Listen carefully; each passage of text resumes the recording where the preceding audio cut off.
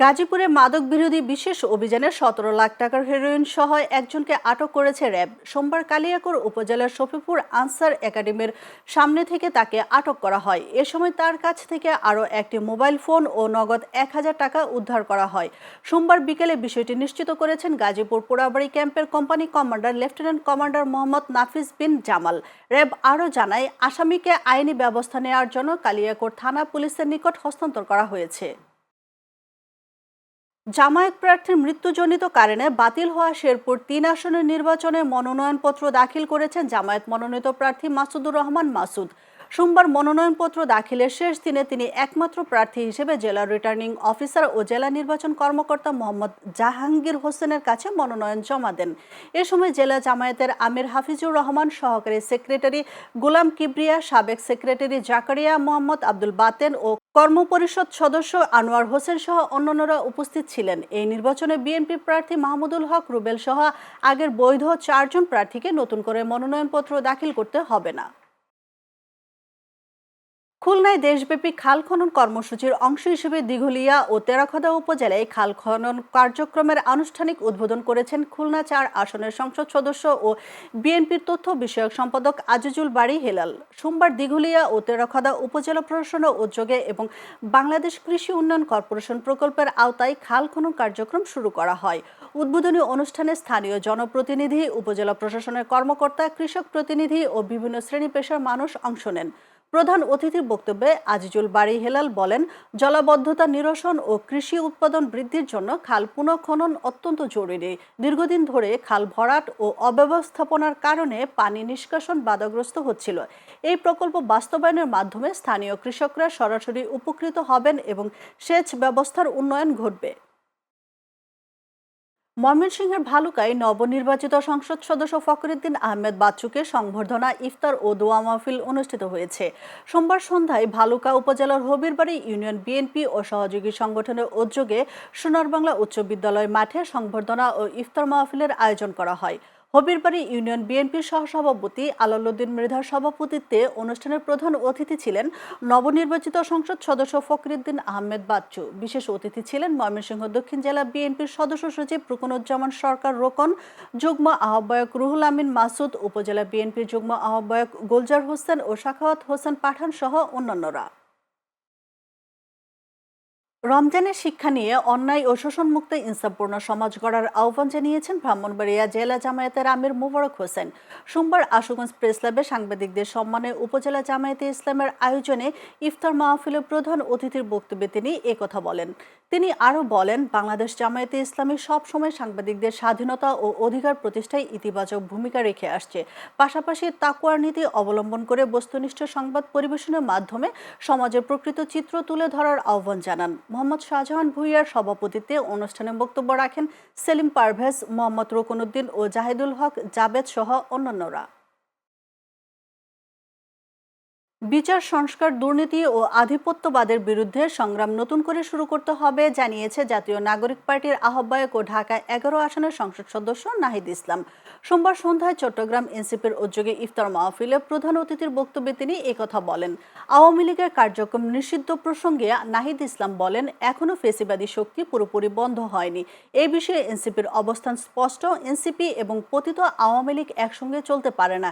বিশেষ অতিথি ছিলেন এনসিপির সদস্য সচিব আক্তার হোসেন, দক্ষিণাঞ্চলের মুখ্য সংগঠক হাসনাত আবদুল্লাহ ও এনসিপির মুখ্য সমন্বয়ক নাসিরউদ্দিন পাটোয়ারি সহ অন্যান্যরা। আজ আকাশে দেখা যাবে এক বিরল মহাজাগতিক দৃশ্য। ২০২৬ সালের একমাত্র পূর্ণগ্রাস চন্দ্রগ্রহণ আজ অনুষ্ঠিত হচ্ছে। গ্রহণ চলাকালীন সময়ে চাঁদ লালচে রং ধারণ করবে, যা সাধারণভাবে ব্লাড মুন বা রক্তাভ চাঁদ নামে পরিচিত। পরবর্তীবার এমন পূর্ণগ্রাস চন্দ্রগ্রহণ দেখতে অপেক্ষা করতে হবে ২০২৮ সালের শেষ ভাগ পর্যন্ত।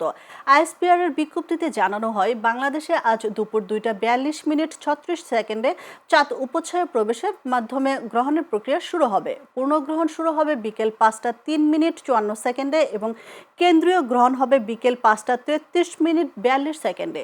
ঢাকায় সন্ধ্যা ৬টা ১ মিনিটে পূর্ণগ্রাস চন্দ্রগ্রহণ দেখা যাবে। এদিকে এর কেন্দ্রীয় গতিপথ হবে উত্তর প্রশান্ত মহাসাগরে অবস্থিত মার্কিন যুক্তরাষ্ট্রের হাওয়াই দ্বীপের দক্ষিণ পশ্চিমে। এছাড়াও এটি কিমমেন রিফ জাতীয় বন্যপ্রাণী অভয়ারণ্য, হল্যান্ড দ্বীপ, মার্শাল দ্বীপপুঞ্জ এবং ফিলিপাইন সাগরে অবস্থিত মাইক্রোনেশিয়ার কোস্ত্রাই দ্বীপ ও লুগাও অঙ্গরাজ্যের দক্ষিণ পূর্ব অংশে এই চন্দ্রগ্রহণ দৃশ্যমান হবে। গোপালগঞ্জ জেলার টুঙ্গিপাড়ায় উপজেলা জুড়ে বোতলজাত এলপিজি সিলিন্ডার গ্যাসের বাজারে চলছে চরম অরাজকতা। সরকারি নির্ধারিত দামের তোয়াক্কা না করে এক শ্রেণীর অসাধু ব্যবসায়ী সিন্ডিকেটের মাধ্যমে কৃত্রিম সংকট তৈরি করেছে বলে অভিযোগ উঠেছে। প্রতিনিধি শান্ত শেখের পাঠানো তথ্যচিত্রে বিস্তারিত ডেস্ক রিপোর্টে।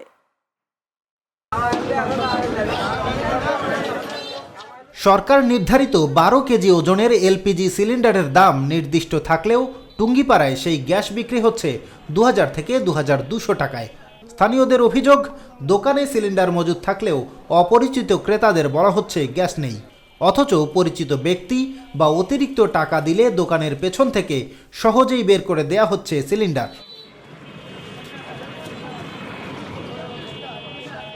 উপজেলার অধিকাংশ নিম্ন ও মধ্যবিত্ত পরিবারের ঘরে পাইপলাইনের গ্যাস সংযোগ নেই, ফলে রান্নার একমাত্র ভরসা এই এলপিজির সিলিন্ডার। হঠাৎ করে দামের অস্বাভাবিক বৃদ্ধি তাদের চরম দুর্ভোগে ফেলছে। দ্রব্যমূল্যের ঊর্ধ্বগতির মধ্যে গ্যাসের এই অগ্নিমূল্য সাধারণ মানুষের নাভিশ্বাস বাড়িয়ে তুলেছে। বসুন্ধরা কোনো সাপ্লাই নাই, এই 15 দিন এই গ্যাসটা কোথা থেকে আসলো? এই যে গ্যাসটা নামতেছে বসুন্ধরা, কোথা থেকে নামলো? যে জাস্ট আমি বাজার করছি, তো এখন আমার সাথে ফোন দিয়েছে গ্যাস নেই, তা গ্যাস কিনতে আসছি। কোনো দোকানে আমরা যেহেতু জি গ্যাসটা ব্যবহার করি, জি গ্যাসটা কোনো দোকানেই পাচ্ছি না। অভিযোগ রয়েছে কিছু ডিলার ও খুচরা বিক্রেতা ইচ্ছাকৃতভাবে গ্যাস মজুত রেখে কৃত্রিম সংকট তৈরি করছেন, তবে বাজার নিয়ন্ত্রণে প্রশাসনের দৃশ্যমান কোনো তৎপরতা চোখে পড়ছে না। ভ্রাম্যমাণ আদালত বা নিয়মিত মনিটরিং না থাকায় পরিস্থিতি আরও বেপরোয়া হয়ে উঠছে বলে মনে করছেন সচেতন মহল।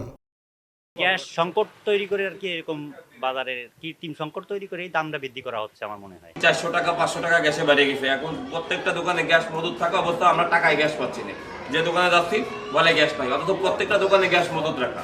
স্থানীয় ভুক্তভোগী এলাকাবাসী দ্রুত বাজার নিয়ন্ত্রণ, কৃত্রিম সংকট নিরসন এবং অসাধু ব্যবসায়ীদের বিরুদ্ধে কঠোর আইনগত ব্যবস্থা গ্রহণের দাবি জানিয়েছেন। Desk report, channel S. BNP নেতৃত্বাধীন সরকার দায়িত্ব নেয়ার পর যুক্তরাষ্ট্রের প্রথম উচ্চ পর্যায়ের সফরে ঢাকায় আসছেন দক্ষিণ ও মধ্য এশিয়া বিষয়ক মার্কিন সহকারী পররাষ্ট্রমন্ত্রী পল কাপুর। 2 দিনের এই সফরে কাপুরের লক্ষ্য যুক্তরাষ্ট্র বাংলাদেশ কৌশলগত সম্পর্ক আরও জোরদার করা। এ সময় তিনি নতুন সরকারের জ্যেষ্ঠ কর্মকর্তা এবং ব্যবসায়ী নেতাদের সঙ্গে বৈঠক করবেন। পল কাপুর 2025 সালে 22 অক্টোবর যুক্তরাষ্ট্রের দক্ষিণ ও মধ্য এশিয়া বিষয়ক সহকারী পররাষ্ট্রমন্ত্রী হিসেবে শপথ নেন। দক্ষিণ এশিয়ার দেশগুলোর জন্য মার্কিন প্রশাসনের শীর্ষ কূটনৈতিক পদে ভারতীয় বংশোদ্ভূত দ্বিতীয় ব্যক্তি তিনি। আজ আকাশে দেখা যাবে এক বিরল মহাজাগতিক দৃশ্য। 2026 সালের একমাত্র পূর্ণগ্রাস চন্দ্রগ্রহণ আজ অনুষ্ঠিত হচ্ছে। গ্রহণ চলাকালীন সময়ে চাঁদ লালচে রং ধারণ করবে, যা সাধারণভাবে ব্লাড মুন বা রক্তব চাঁদ নামে পরিচিত। পরবর্তীবার এমন পূর্ণগ্রাস চন্দ্রগ্রহণ দেখতে অপেক্ষা করতে হবে 2028 সালের শেষ ভাগ পর্যন্ত। আইএসপিআর এর বিজ্ঞপ্তিতে জানানো হয়, বাংলাদেশে আজ দুপুর 2:42:36 চাঁদ উপচ্ছায়া প্রবেশের মাধ্যমে গ্রহণের প্রক্রিয়া শুরু হবে। পূর্ণগ্রহণ শুরু হবে বিকেল 5:03:54 এবং কেন্দ্রীয় গ্রহণ হবে বিকেল 5:33:42। ঢাকায় সন্ধ্যা 6:01 পূর্ণগ্রাস চন্দ্রগ্রহণ দেখা যাবে। এদিকে এর কেন্দ্রীয় গতিপথ হবে উত্তর প্রশান্ত মহাসাগরে অবস্থিত মার্কিন যুক্তরাষ্ট্রের হাওয়াই দ্বীপের দক্ষিণ পশ্চিমে। এছাড়াও এটি কিমমেন রিফ জাতীয় বন্যপ্রাণী অভয়ারণ্য, হল্যান্ড দ্বীপ, মার্শাল দ্বীপপুঞ্জ এবং ফিলিপাইন সাগরে অবস্থিত মাইক্রোনেশিয়ার কোস্ত্রাই দ্বীপ ও লুগাও অঙ্গরাজ্যের দক্ষিণ পূর্ব অংশে এই চন্দ্রগ্রহণ দৃশ্যমান হবে।